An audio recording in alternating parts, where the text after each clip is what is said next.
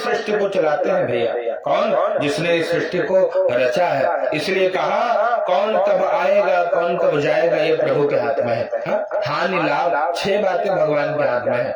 आप कोई भी व्यापार करो, हानि कितना हो लाभ कितना हो वो राम जी जानता है। हानि लाभ। दूसरा जीवन मरण, कब किसका जीवन होगा कब किसकी मृत्यु होगी, कब देह छूटेगा भगवान जानता है। हानि लाभ जीवन मरण और यश अपयश विधि। आप कितना भी धर्म पूर्वक जीवन जियो फिर भी आपको अपयश मिलेगा या यश मिलेगा वो भी प्रभु जानता है। ये सब पूर्व जन्म का खेल है भैया। इसलिए कहा होई ही सोई जो राम रच रखा। प्रभु ने जो रचना करके भेज दिया वही सब हो रहा है। और को करी तर्क बढ़ाओ शाखा। इसलिए तर्क न करिए, अपना धर्म करिए, अपनी सेवा, अपनी आराधना, अपना भरोसा, अपना प्रेम आप रखना। मन में भाव आता है महाराज पति उस योग्य नहीं है फिर कैसे उसकी सेवा करूं।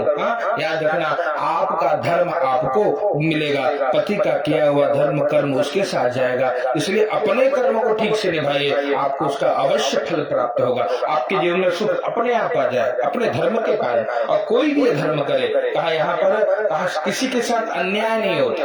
परमात्मा किसी के साथ अन्याय नहीं करते। कोई भी जीव हो, कितना भी संबंधी कोई अपना हो, अगर उसने अधर्म किया है तो यहाँ पर कोई कर्म को बांटने वाला नहीं है। किसी ने पूछा कौन थे वो डाकू? वाल्मीकि जी। नारद जी को पकड़े, नारद जी को बांधे।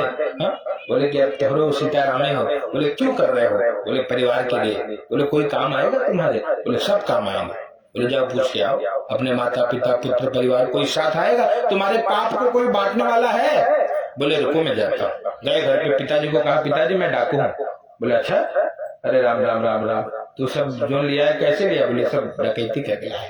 बोले अरे राम रे, बुढ़ोती में पाप कराओगे? बोले हमारा बांटोगे आधा? बोले अरे अरे बुढ़ापे में अब जा रहे थे बेटा, अब तो जो हो गया हो गया, अब तो अपन देखो हम भजन करेंगे।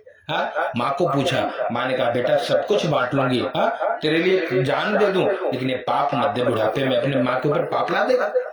पत्नी ने कहा नहीं नहीं नहीं, अधर्म में मैं आपके सहभागी नहीं। पत्नी को जो पति पुण्य करता है उस पुण्य का आधा अपने आप मिल जाता है बिना किसी सेवा के। इसलिए पति सेवा से पुण्य मिलता है। पति ने सेवा जो कुछ भी धर्म किया जाने में अनजाने में उसका आधा तो उसको मिल जाता है। पाप में उसका कोई भागीदारी नहीं है। पाप तो पति को ही भोगना होगा। उसके नेत्र खुल गए नारद जी के चरणों में गिर पड़े, कहा हमको क्षमा कर दो, अब क्या करें? अब बोले भैया अब एक एक काम करना पड़ेगा। क्या करना पड़ेगा? आप प्रभु भजन करो। एक ही काम। इसलिए उनको एक सूत्र दिया, एक काम कुछ न हो भगवान का नाम गाइए।